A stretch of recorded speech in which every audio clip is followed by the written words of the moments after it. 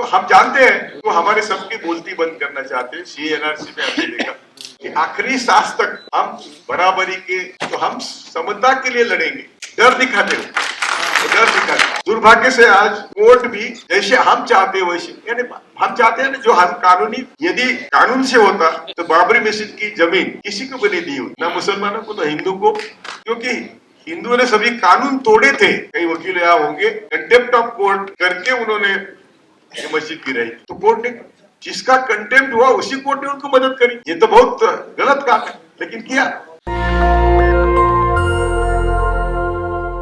आज जो रास्ता चुना है उसकी मैं बहुत तारीफ करूंगा, मैं सहराऊंगा, क्योंकि हम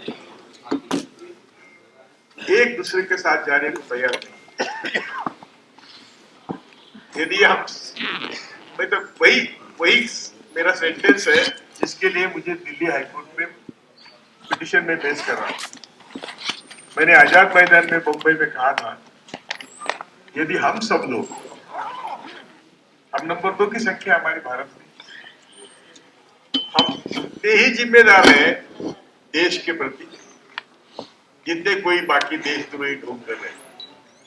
हम जिम्मेदार हैं, हम भी देश को आगे बढ़ाना चाहते हैं और दिल से बढ़ाना चाहते हैं।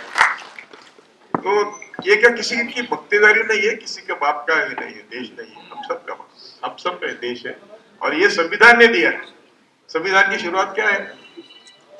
हम भारत के लोग, हम मुसलमान, हम हिंदू, हम ब्राह्मण, ऐसी शुरुआत नहीं है। और वो संविधान की शुरुआत क्या होनी चाहिए, इसके लिए भी संविधान समिति में बहस हुई। इसलिए बड़े अभ्यासपूर्ण ये भारत के संविधान की शुरुआत करी थी कि हम सब भारत के लोग, इसका मतलब है हम सब भारत के मालिक हैं। और जो संविधान है वो हमने हमारे लिए बनाया और हमें अर्पण किया हमने, जिसमें हमें बराबरी का दर्जा मिला है। और ये जो आजकल चल रहा है, मैं तो 1976 से मैं बात कर रहा हूँ कि हम सब देश के मालिक हैं और हम सबको अधिकार है, किसी को हम, हमारा संगठन जरूर करें और वो संगठन किसी दूसरे का द्वेष ना करे। किसी का हम द्वेष करेंगे तो देश आगे नहीं बढ़ सकता। परसों देश के नामचीन ब्राह्मण को या सब प्रोफेसर, हम यहाँ बैठे थे सेवाग्राम में महात्मा गांधी के आश्रम, तो वो बोले कि जस्ट आप शुरुआत करेंगे। मैंने कहा मैं क्या शुरुआत करूं, मैं तो आप सब लोगों से लड़ रहा हूं। ज्यादा से ज्यादा लोग वो ब्राह्मण थे, ब्राह्मण जाति का सवाल नहीं है, विचारों का सवाल है। तो मैंने कहा कि भाई आप लीड ले लो, देश बदल जाएगा। आप लीडर बनो, आप इतने नीची सोच क्यों रखते हो? जापान में हिरोशिमा पर बम गिरने के बाद सब लोग बर्बाद हुए, जापान बर्बाद हुआ था। वहां की समुराई करके जात थी, वो सबसे ऊंची जात थी। हमारे मौला मौलवी को भी इशारा आई, वो सबकी ऊंची जात थी जापान में। और उन्होंने डिक्लेयर किया उसी दिन जब जापान बेचिराक हुआ, तो हम आज से सबसे नीचे स्तर पर रहेंगे और हमारा जो भी है वो सब हमने छोड़ दिया है। देश का विकास करना हमारा पहला कर्तव्य है। तो जापान आज कहाँ है? मैं हिटलर मुसोलिनी को कुछ नहीं समझता, वो कुछ नहीं है। उन्होंने चंद पीढ़ियां बर्बाद करी है। लेकिन हमारे यहाँ के जो लीडर जिनको आप समझते थे, यानी उच्च वर्णीय वर्ग, उन्होंने हमारे हजारों साल बर्बाद किए।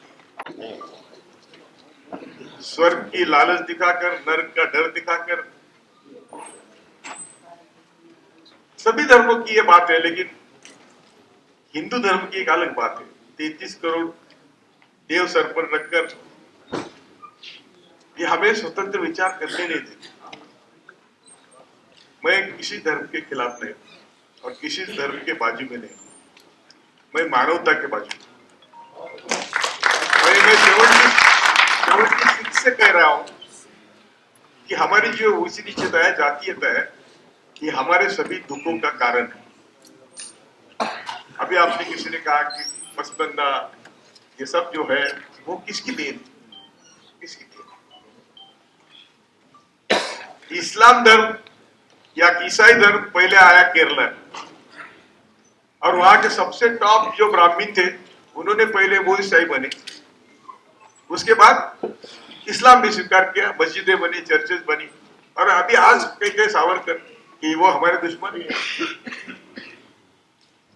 तो ये जो चाल है उनकी, ये हमें लोगों को समझाना पड़ेगा कि भाई क्या कि उच्च नीचता को उधर से उधर ये लेके आए थे, इस्लाम लेके आए। स्वामी विवेकानंद ने कहा था कि समता, ये शब्द ही हमें बुद्ध के बाद गायब हुआ था, वो हमें इस्लाम ने सीखा। तो इस्लाम ने जो समता की बात करी है, और देश के इस्लाम के लिए, इस्लाम के अच्छे तत्वों के लिए हम लोग, कई लोग हमारे इस्लाम धर्म स्वीकार किया, तो इससे हमें क्या सीख मिलती है? आज क्या है, आज हमारे में भी कई, मैं सुनता हूं नहीं, हमेशा उच्च नीचता है, तो इसके ऊपर हमें गौर करना चाहिए। वो तो इसी का फायदा उठाते। मैंने वो आजाद मैंने में कहा था, यदि हम सब मिलके रास्ते पर आएंगे तो दुनिया देखते रहेगी, सब मिलकर दुनिया देखते, वो भी 20-25 करोड़ आबादी, लेकिन कैसे?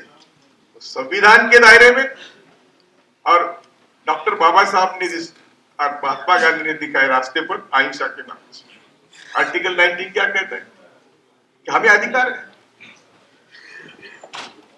आंदोलन का अधिकार है, हमारे अधिकार मांगने के लिए हमें आंदोलन करना पड़े तो करना पड़ेगा, लेकिन वो संविधान के दायरे में होना चाहिए, अहिंसात्मक मार्ग से होना चाहिए।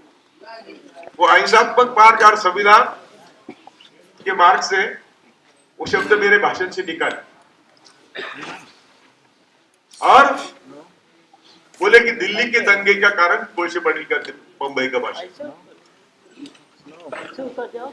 तो हम जानते हैं, तो हमारे सबकी बोलती बंद करना चाहते हैं, CNRC में आपने देखा।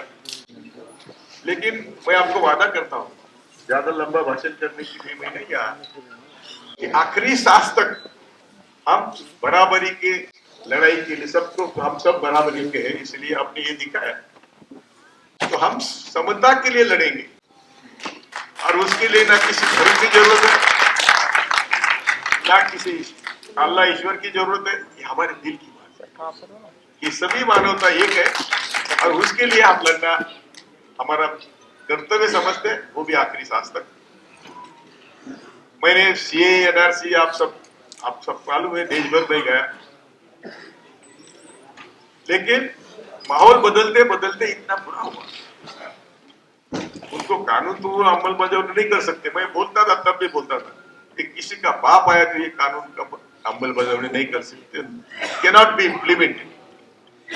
अभी वो कॉमन सिविल कोड की बात करते हैं, वो ड्राफ्ट भी नहीं कर सकते, और इम्प्लीमेंट तो दूर है, डर दिखाते हो, डर दिखाते। ड्राफ्ट तो करो, पहले एक शुरुआत तो करो कानून बनाने की। दुर्भाग्य से आज कोर्ट भी जैसे हम चाहते हैं वैसे, यानी हम चाहते हैं ना, जो हम कानूनी डिसीजन की उनसे अपेक्षा करते हैं, वैसे हो नहीं रहे। यदि कानून से होता तो बाबरी मस्जिद की जमीन किसी को भी नहीं दी होती, ना मुसलमानों को ना हिंदू को, क्योंकि हिंदुओं ने सभी कानून तोड़े थे। कई वकील यहां होंगे, कंटेम्प्ट ऑफ कोर्ट करके उन्होंने ये मस्जिद गिराई थी, तो कोर्ट ने, जिसका कंटेम्प्ट हुआ उसी कोर्ट ने उनको मदद करी। ये तो बहुत गलत काम है, लेकिन किया। 1948 के बाद नए डिस्प्यूट नहीं एंटरटेन करेंगे, कानून है। उसके बाद इसे कानून का अर्थ निकालना, इतने बड़े बड़े जजेस है, परदेश पढ़े लिखे आए हैं। अभी 370 का भी कल का जो इंटरप्रिटेशन है वो आप सब लोगों ने विरोध किया है। ये क्या इंटरप्रिटेशन है? 370 को टच ही नहीं किया। बाजू से जजमेंट देके जैसे बाबरी मस्जिद दिया था वैसा ही जजमेंट है कि मुद्दे पर 370 का हिस्ट्री क्या थी, 370 किस लिए आया, 370(3) में क्या लिखा है। तो इसीलिए कोर्ट के जजमेंट में हमेशा कहता हूं हमें कोर्ट के प्रति बहुत आदर है, क्योंकि मैं जो आपके सामने खड़ा है वो हाईकोर्ट सुप्रीम कोर्ट की मदद से ही खड़ा हूं। हर बार हमें पिटीशन करना पड़ता है, लेकिन मैं जज था तब भी मैं कहता था कि हम सिर्फ निकाल देते हैं, हम जस्टिस देते हैं ऐसा नहीं, इन्हें न्याय होना चाहिए। हम बैठते वहां तो ये आप लोग सही कोर्ट कहते हैं कोर्ट ने न्याय दिया या कोर्ट का निकाला है, तो हम लोग सिर्फ जजमेंट देते हैं, हर जजमेंट में जस्टिस होता है ऐसा नहीं, और ये सब आप देख रहे हैं। इसलिए एक ही ताकत है हमारी। सिर्फ मैं आपको बोलता हूं कि हमें संविधान के दायरे में करोड़ों के लोग साथ आके लेके आदिवासी हो, मैं तो चादर से बोल रहा हूं, SC ST और मुस्लिम यदि साथ आते हैं तो हम राज कर सकते हैं, हम रिजर्वेशन देने वाले होंगे, हम देश के मालिक बने होंगे, क्यों नहीं बनते। जरा सब मिलके विचार करेंगे। इनका जो प्रपोजल है कि हम जो चाहते हैं वो करेंगे। उनकी कई कमेटियां हैं, हर कमेटी के सलाहकार मैं बनने को तैयार हूं, कमेटी में आने की मुझे जरूरत है। और आपके किसी भी धर्म के लोगों के साथ उनके मानवता के अधिकार के लिए मैं जाने को तैयार हूं। आप सबके आभारी हूं, और मुझे जो आपने यहाँ बुलाया, सबको मिलने का मौका दिया, उसका लेते मैं सबका आभारी हूँ। जय भारत, जय शिवराय, जय भीमराय। छत्रपति शिवाजी महाराज का इतिहास जरूर पढ़ना, वो बिल्कुल मुसलमानों की जरूरत नहीं थे। उनका राज्य स्थापन करते समय उनके सैन्य में 700 पठान थे at the time of establishment. National Dastak की आपसे गुजारिश है कि अगर इसको बचाना चाहते हैं तो नेशनल दस्तक को सब्सक्राइब करने के लिए रेड कलर के सब्सक्राइब बटन को दबाएं, फिर बेल आइकन की घंटी दबाएं। नेशनल दस्तक को बचाने के लिए बहुत जरूरी है कि हर खबर को शेयर करें, लाइक करें, कमेंट जरूर करें।